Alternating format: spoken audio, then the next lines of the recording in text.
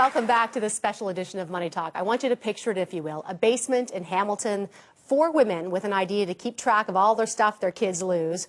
Over a decade later, Mabel's Labels is in 97 countries. They've sold 50 million labels, and Julie Cole is one of the co-founders, and she's here to tell us how it all came to be. Nice to see you. Nice to be seen. I actually was going through your bio. I was like, really? Mother of 6 and founder of this company? Yeah, busy times. How did it start?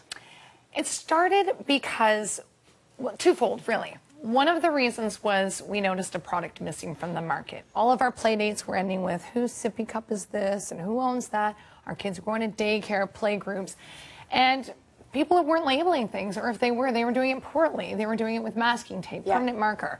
And we just thought, there's something missing here. So we had a good idea.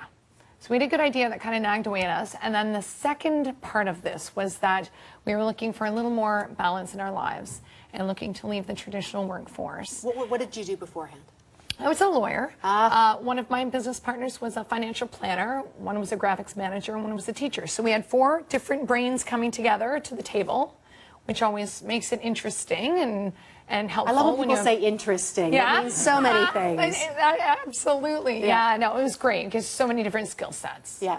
So you took, and for people who may not know, for moms, everyone knows Mabel's Labels. They're everywhere. We were joking, I think, in the makeup room that sometimes if you get hand-me-downs, they're like, oh, that label's there. It doesn't come off. Yeah. It doesn't come off. But how big are you now? Just to give, you went from, give me the trajectory. You went from the idea to, as I said, now you're in what, Walmart, Target? Right. So we were in the basement, my sister's basement.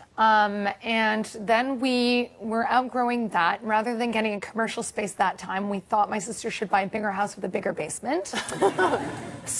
And she did what we asked her to do and did buy a bigger house with a bigger basement. And we thought we'd be there 5 years. We lasted 2 years, and now we're in a 14,000 square foot facility where we make our labels, office space, 40 full-time employees. That swells to about 70 or 80 in the summer. Summer's very busy, camp season and back to school season. Wow. Right? And yes, in the last 10 years of being an online business, we then went into retail. We created a retail product, our Right Away line, and we have some other retail products as well. And we are now in Walmart Canada and Target US and a few other places as well. So we're starting to experience that market, which is really exciting. And we didn't know how we were going to crack it because it's such a personalized product. Yeah. So for us, it was a really exciting and challenging time. And we have to be a little bit risk adverse to do this. You can't be risk adverse to do this because taking a new product to a new market can be a fairly scary thing. Well, you went, and also too, if I hear what you're saying, you talk about, you were looking for a lifestyle change a bit from leaving the legal profession into this. But I would think starting a business is just, a tad busy. Well, it's funny because I think for people who are budding entrepreneurs, you really need to understand that you'll never work harder in your life. Yeah. And I remember thinking, oh, it'll be great, we won't have a boss. Well, we have loads of bosses. I've got my business partners, I've got staff, I've got our customers, I've got our suppliers. Suddenly one boss doesn't sound so bad, does it? Yeah. So how do you manage that? I mean, that's, because again, you did this for lifestyle choice. And so now if you look back on that, was it a good lifestyle choice? It was a great lifestyle choice. Yeah. It really fits for me. It does provide me with flexibility. Having your own business does give you some flexibility. Yeah. And I'm constantly telling people, though, who are thinking, oh, this might suit me, just go into it knowing that while flexibility is fantastic, if you want to go see your kid's school play or if you want to go to the park, you can.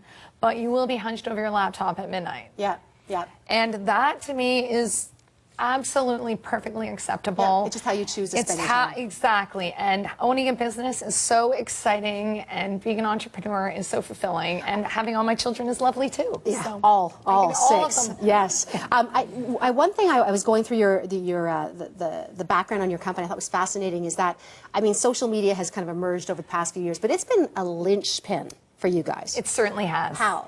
Explain how that works. I'm going to tell you why it really works for us. So 10 years ago when we started, there was no social media, but we learned very early on that how you market to moms, and that's our market, and we are our market, so we understand our market. They don't trust traditional advertising. What we tend to trust is testimonials. Yeah.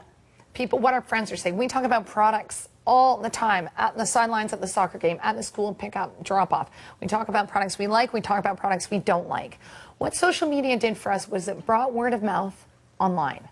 So suddenly all the moms were blogging, they're on Twitter, they're on Facebook, And by providing an incredible community and a hub for them to come to through our company and connecting with them there and creating this social life, this community, allowed us to connect with them and allowed them to talk about our product online. And I know that I've only got about 30 seconds here, but I was reading as well that you would get a sale in a a small town somewhere you'd never heard of, and suddenly you get a whole bunch more in that town. Yeah, it happens like that because that's the thing about our product. Although when Mabel's Labels started, there wasn't anything around. Once people see the product, it makes so much sense. Yeah. So we'll get a media hit. A lot of people order our labels, and then we see the second bump a couple weeks later when they've seen them around. The original orders arrived, and they're seeing them out and about. Great. All right, stay with us. Julie's going to stay with us. When we come back, we've heard from our guests. Up next, we're going to hear from our live audience. They're going to get a chance to ask Julie Cole, Victoria Attorney Sandy Cimarroni their questions. That's coming up right after this. You're watching Money Talk.